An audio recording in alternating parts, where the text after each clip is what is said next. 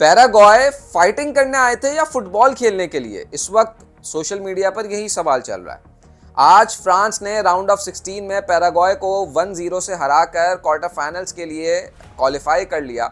लेकिन जो कंट्रोवर्सी बनी हुई है वो पैराग्वे की उस टैक्टिक्स पर बनी हुई है जो उन्होंने मैच में इस्तेमाल की फ्रांस को अंडर प्रेशर करने के लिए।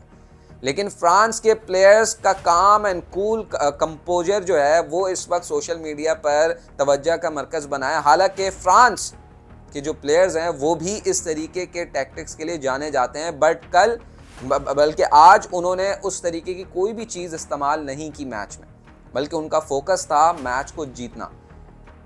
एम्बापे ने अपने मैच के बाद जो पोस्ट मैच इंटरव्यू होता है उसमें कहा कि दो चीज़ें थी, या तो हम उनकी तरह फाइटिंग करने लग जाते, उनकी तरह टैक्टिक्स इस्तेमाल करने लग जाते, या फिर हम मैच जीते। तो हमने मैच जीतने पर फोकस किया। उनको ऐसा लगता था कि ये सब करके वो जीत जाएंगे, लेकिन ऐसा नहीं हुआ। पेनल्टी शूटआउट 70वें मिनट पर 70th मिनट पर पेनल्टी शूटआउट पर एम्बापे ने गोल स्कोर किया और 1-0 से फ्रांस ने इस मैच को जीत लिया।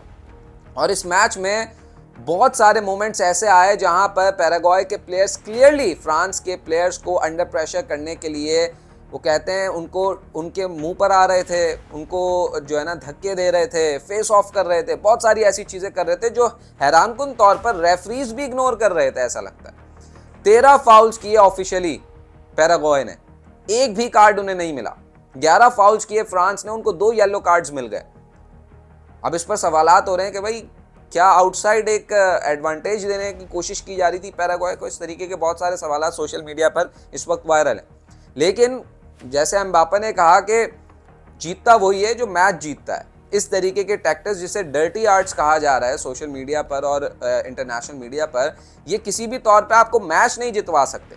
और पैराग्वे के प्लेयर्स पर क्रिटिसिज्म भी इसी वजह से हो रहा है कि आप फुटबॉल खेलना आए थे, रेसलिंग का मैच नहीं था ये, जहाँ पर आप प्लेयर्स को धक्के दे रहे थे, प्लेयर्स को गिरा रहे थे और बार बार एक्टिंग कर रहे थे गिर के कि शायद आपके साथ कोई नाइंसाफ़ी हो रही है। तो इस तरीके की फुटबॉल को दुनिया भर के फुटबॉल लेजेंड्स भी कॉल आउट कर रहे हैं। इस तरीके की फुटबॉल इतने बड़े स्टेज पर उसको कॉल आउट किया जा रहा है फॉर द राइट रीजंस कि भाई आप मैच जीतने के लिए इस तरीके की टैक्टिक्स को इस्तेमाल करेंगे तो फिर मैच तो आप नहीं जीत सकते, उल्टा आप स्पोर्ट्समैन स्पिरिट को भी प्रिवेल नहीं कर सकते। तो फ्रांस ने जीत कर क्वालिफाई कर लिया है और पैराग्वे ना जीत उनके हाथ आई, ना ही स्पोर्ट्समैन स्पिरिट उनके हाथ आई।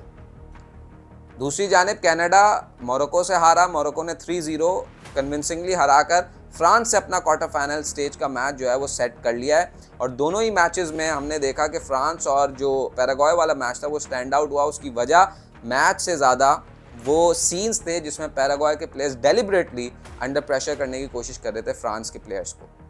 दूसरी जानिब इस वीडियो में जाते आते एक और चीज़ जो इस वर्ल्ड कप में हाईलाइटिंग रही है वो कोप वर्डे की टीम रही है। अफ्रीका का ये छोटा सा आइलैंड जिसने पूरे टूर्नामेंट में अपनी शानदार फुटबॉल स्किल्स से सबके दिल जीते, चाहे उनके गोलकीपर हो, चाहे उनके प्लेयर्स हो। और अर्जेंटीना को जिस तरीके से राउंड ऑफ 32 में उन्होंने टफ टाइम दिया है, जिस तरीके से अर्जेंटीना को एंड मोमेंट्स पर उन्होंने एंड मोमेंट्स तक पकड़ कर रखा था, वो तो एक्स्ट्रा टाइम में जाकर उन्होंने गोल किया। अदरवाइज कोप वर्डे की टीम को सारी तारीफ़ें उनके लिए हो रही हैं क्योंकि डेब्यू है उनका वर्ल्ड कप का और इस डेब्यू पर जिस तरीके से उन्होंने खेला है तारीफ़ बनती है उनकी। और वो श्योरली आने वाले वक्तों में फीफा वर्ल्ड कप की एक स्ट्रॉन्ग टीम बनने की भरपूर सलाहियत रखते हैं।